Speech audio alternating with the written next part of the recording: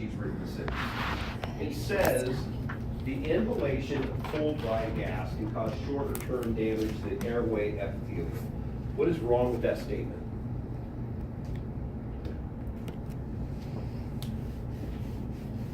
What's wrong with the statement, you guys? Come on, I've already told you this a dozen times. You can give me the answer. Where do we heat and humidify gas? Right? Right there. So if I am inspiring cool, dry gas, is that a problem? If I, right now, am breathing in cool, dry? No, no, because my normal humidity heat system has not been bypassed. And so I, David, am going to heat and humidify my own air. So that sentence is a very poor sentence. What it should say is cold, dry gas exposed to lung tissue can lead to epithelial damage. Everybody clear on that? If I put cold, dry humidity on a face mask, I am not causing harm to a patient. They have their own way of heating and humidifying it. But what if their passage, like the upper airway, is damaged? So then that's when it wouldn't work, right? Say it again, please. So like if that is damaged, like the nasal area and upper airway is damaged, then Excellent question. So the nasal mucosa is one of the best ways that we can heat and humidify, right? However, we have the oral pharynx is everything in the mouth, tongue, back of the throat, and it will also heat and humidify. So, right? So let's prove to ourselves that we can still heat and humidify by not having air go through our nose. Pinch your nose and breathe, right? I can breathe like that forever. I can't because it drives me crazy to pinch my nose. But you can breathe forever, right? And it's not going to damage your mucosal because you can heat and humidify enough in here. So nasal packing is not one of the bypass of the upper airway. Just remember the bypass of the upper airway is either intubation with a tube in your throat or tracheostomy. All right, you guys see this picture? I would definitely want to be able to understand it. Remember how we described cilia? Okay, there we go. Everybody up? So, cilia, you ready? You are a cilia. Here we go. Strong over, float back. Right? I would want to be able to describe the motion of a cilia. Strong over, float back. All right, so in the epithelium, this is an example of the epithelial in the lining of the airway. So you have the cilia. Understand that you have the aqueous, which is also called the sol level, which is the fluid on top of the cilia. The fluid is what you are actually moving. In that fluid can be anything such as mucus and any of your particles that will move mucus, move aqueous, move it up to the upper airway. So in cystic fibrosis patients, their problem is their sodium-potassium pump is jacked up. So they will have too much sodium in their secretions and they'll become too thick.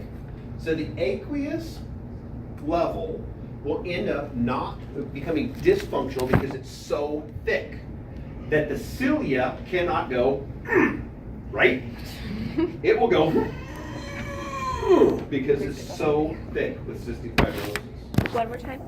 Yeah, I should. So here's the bottom line with cystic fibrosis. So one of the questions I failed to put on there, and I don't know how I missed it, was what does a respiratory therapist do, right? I totally screwed that up. It should have been on there. But here's the bottom line. Airway clearance is going to be one of those critical things that we can do for our cystic fibrosis patients. And when you do it, I want you to be thinking of all of this. If this is my direction of my motion, my cilia go and then float back, right?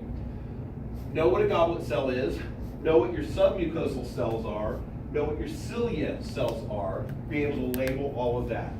You will see that picture again. And you will want to know the concept of how a If you get the question, do you guys know what an antigen is? Yeah. An antigen is something that triggers an allergy, right? Pollen, cat dander, two of the more popular ones. So if I breathe in cat spit, which is cat dander, and it goes into my lungs, you would want to tell me that the way that that cat dander gets out of my lungs normally is through the mucociliary escalator, also known as this, right?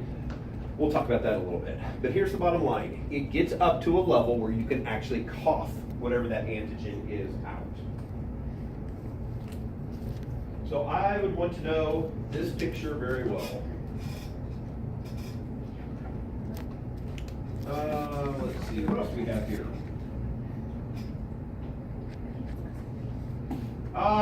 You know what? If you study nothing but this page, you would do okay on most of the tests, because if you understand all of this, life is very much easier. All right, airway from the nose to the bronchi,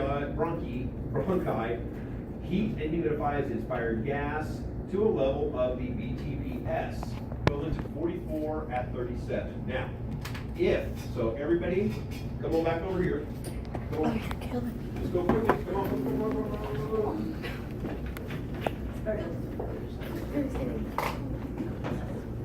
I'm starting. Wow. I'm going Okay. this way. Oh, this is the slowest group ever. All right, here's the bottom line. What is this device, temperature-wise, preset to deliver heat? 37. 37. When we have a mechanical ventilator, you guys need to learn that there is a humidifier on it that does the exact same thing as this, right? You have your water bottle, and you have your generator, and you have what's called a concha column. Concha column does nothing more than it takes the water from the bottle, runs it through a cardboard wicking device. It's wet. As the air from the ventilator goes through the concha column, it heats and humidifies. Pretty straightforward, right? You will be able to turn the heat to whatever temperature you need to deliver 37 degrees. What would I set it at? 37. 37. There you go. So 37 degrees is what you would want. It has what's called a concha system. The concha system is a loop feedback, and I would want you guys to be able to explain what a concha system is.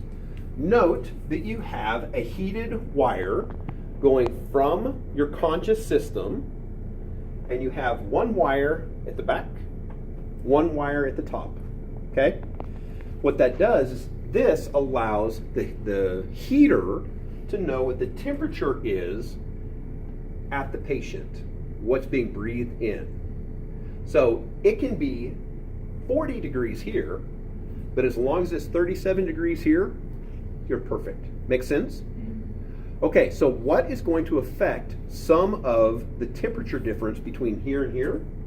Your ventilation system is going to be your number one biggest enemy. Now in neonatal ICU, one of the biggest challenges that we have is temperature gradient. As far as this goes into an isolette. Isolette is where you're in a box. Box is warm. The problem is it's cold out here. So you are going to have rain out, which is water in your circuit, because of the temperature difference between the outside being cool and the inside being warm. Make sense?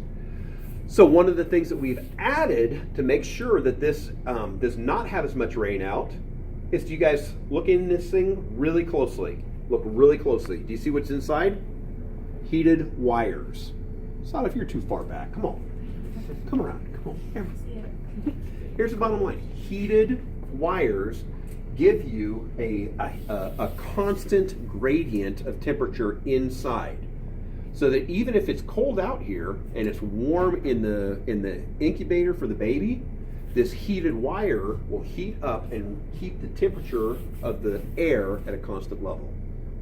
Okay? All right, so key components of a ventilator humidification device. One is water, simple enough. Second one is your concha system is nothing more than cardboard in the middle, the column heats up, air comes through or comes from the ventilator to your conscious system, picks up the heat and the humidity, and then delivers heat and humidification to your patient. Okay? Cool. So, just by looking at this, so the way that you are going to deliver breath to your patient is inspiration goes into the patient, expiration goes out the other side. So just by looking at this, which side of the circuit is inspiration? The wire. The one with the Venturi system. Because that's the most critical part of understanding temperature and humidity to your patient. So, and you'll learn this with critical care, but make sure that you always trace from your heater, follow it with your hand, follow it to inspiratory limb to make sure that you have the inspiratory limb appropriate. What happens if you flip them? You're getting readings on their exhalation. And so what is the device going to do? Increase. It's going to try to increase the temperature and increase the humidity, right? So make sure that you have the inspiratory limb and the expiratory limb appropriate, okay? Anything else that we need to talk about with this? The heated wire, so yeah, we've got all kinds of gadgets and gizmos, but the heated wire part comes from the concha. It's a feedback system too that keeps the wires hot. You can do, many of our ventilators do not have heated wires. Is that true or not? I can't remember now. Some probably have heated wires and some don't. But the bottom line is, any facility you might have heated wires or you might not. You can do both of them. If you do not, a lot of times people will cut in drain bags to drain them out. Questions about heat and humidity as this applies to an AP neb being delivered to the patient or a ventilator? Okay, so let's talk about those. Just put this in your memory banks. You're not testing on this. Remember, so I talked about you want to always have heat and humidification to your ventilator patient. Do you know when you don't? So after a patient goes into cardiac arrest, what they found is doing a hypothermic protocol, meaning cold. We take their body temperature down. We want to make them cold. One of the easiest ways to warm somebody up is to give them warm humidity.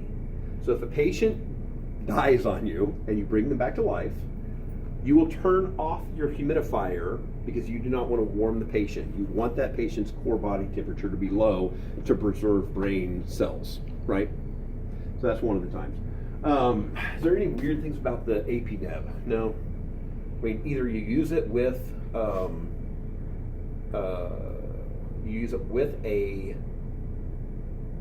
intubation or trach, or you don't.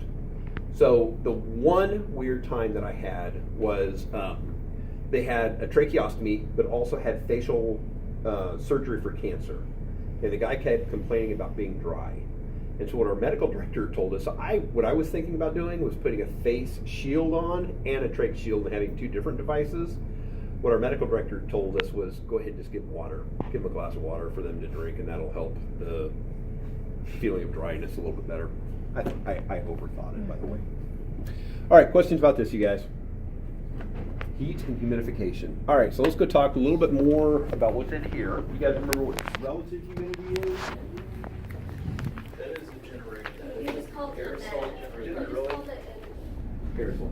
Aerosol Aerosol generator. The only reason nebulizer delivers Yeah.